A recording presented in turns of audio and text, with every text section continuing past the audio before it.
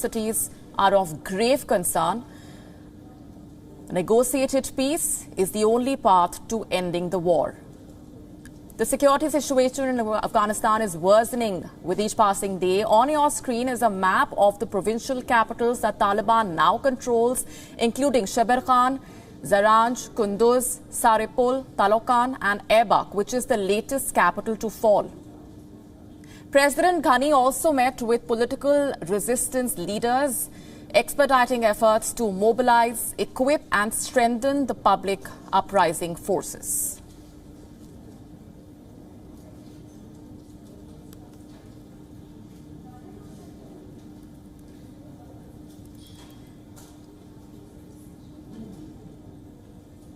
Meanwhile, the UN representative for Afghanistan, Deborah Lyons, met with Afghan President Ghani, where she said that the escalation in violence and aggression by the Taliban was against the spirit of the peace process that was agreed upon, and that human rights abuses and civilian casualties should not be occurring. To which Ghani said that the main goal of his administration is to end the violence and the war and establish just and lasting peace.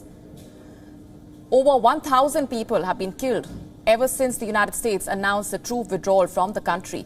Homes, shops, villages have been destroyed to claim territory. And in the middle of it all, the chief of the Taliban's military commission, Mullah Yaqub, has released an audio message in which he orders the fighters to not destroy anyone's homes, shops or markets. Note that Yaqub has also granted amnesty to soldiers of the Afghan army, opposition leaders and government officials, all in a desperate bid to gain the confidence of the people of Afghanistan. But even with that, as the Taliban pressed ahead in the north, fighting raged in the south of the country.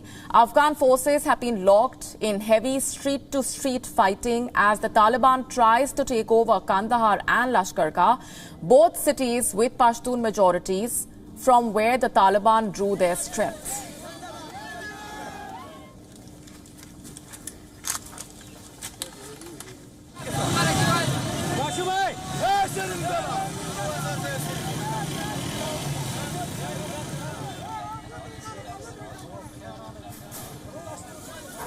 And as we continue to get you the latest, our correspondent Anas Malik has been reporting from the heart of the conflict and has been getting us all those updates from on the ground, is joining us live on the broadcast this minute.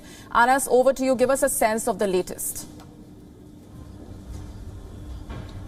Well, I'm standing right outside the Indian consulate in Mazar-e-Sharif. These barriers that you see right behind me, these are of the Indian consulate here in Mazar-e-Sharif. Now, just to give you a sense of the city, how the city is, there is a general tension within the city, primarily because we've been listening to the reports that the Taliban are about 10 to 12 kilometers away from the city. As I arrived, I have experienced a general sense of insecurity or a tensed environment. The hotel that we're at, they've told us to not step out after sunset. So there is an unannounced curfew after sunset. There are deliberations to put down a night curfew as well. I haven't seen increased military presence on the road, contrary to what I had seen in Laghman or in elsewhere as well, even in Kabul. But there are pickets, or there are ghettos where you would see the army men would be standing. There are pickets or ghettos where you'd see common people picking up arms. The local people here tell me that they are from the militia of Ustad Tanur. The Taliban are about 10 to 12 kilometers from the city center. That is what we have learned. Last night there was a fierce battle. They tried to enter the city, but the attack was repulsed. As we speak, the battle has been ongoing in Police District 17, PD 17, that houses the main electricity grid, because Afghanistan is dependent on the electricity that comes from Uzbekistan and Balkh, the province of Balkh, where I'm standing. It borders with Uzbekistan as well. So the fighting was ongoing near that substation, near to that main electricity substation that supplies electricity to the entire country. As we speak, speak.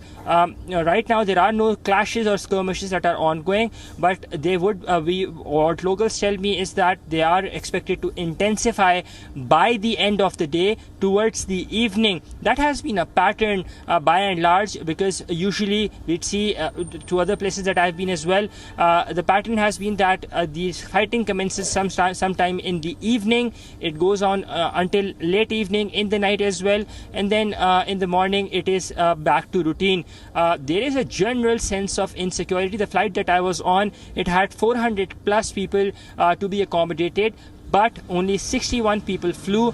2 flights were merged. There was a 4-hour delay as well, and 2 flights that were to depart from Kabul from Mazar Sharif were merged in a single flight. That very plane, which has a capacity of about 400 plus, will be taking off in its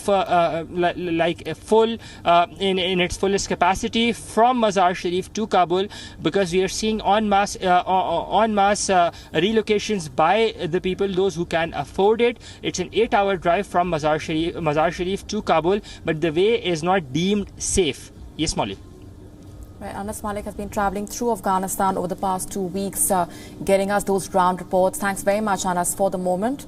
WION now available in your country. Download the app now. Get all the news on the move.